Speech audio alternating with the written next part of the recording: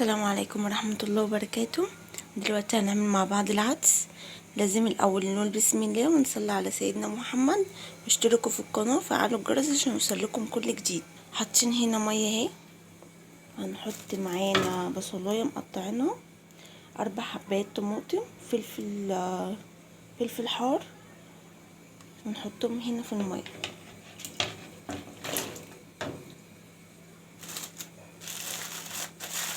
وهنحط معانا نص الكيس العدس ده، وده ربع كيلو، انا بحب احط نص كده.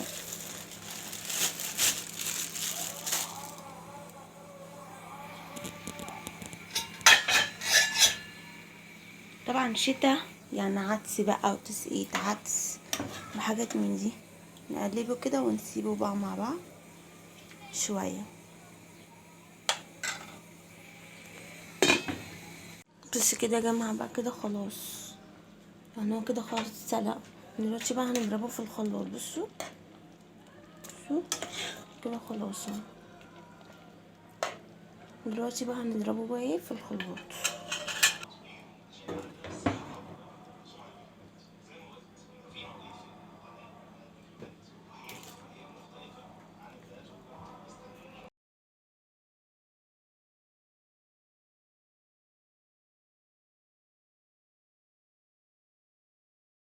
بس كده بقى يا جماعه، حطيت شويه شعريه ومعلقه سمنه. اول ما اللون بتاعه يتغير ننزل على طول بالعدس، نقلب فيها كده شويه. بصوا كده يا جماعه بقى اللون بتاعه بدأ يتغير ازاي. بصوا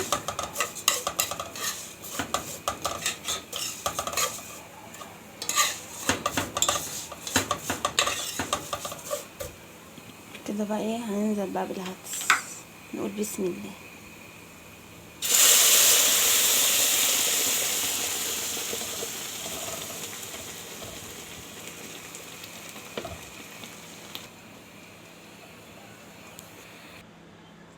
نحط هنا شويه كمون وشويه شطه وشويه ملح، نقلب بقى ده كله ونسيبه شويه يا جماعه لما يغلي، ولو تقل معانا زوديه ميه عادي. كده بقى هنغطيه. كده بقى يا جماعه خلصنا. بصوا العدس، بصوا بتقيل يعني مش خفيف. بصوا تقيل ازاي. دلوقتي بقى هنغرفه. بس ايه رايكم؟ التوابل يا بنات، حطيت له شويه شطه، شويه كمون، وشويه ملح، وشويه حبه فلفل اسمر صغيرين جدا مش كتير. بس كده وتقلبوه شويه. عايزاه اتقل من كده سيبيه على البوتاجاز، بس هو كده مظبوط، هو كده حلو جدا. يلا بينا بقى نغرفه. نقلبه بس كده شويه.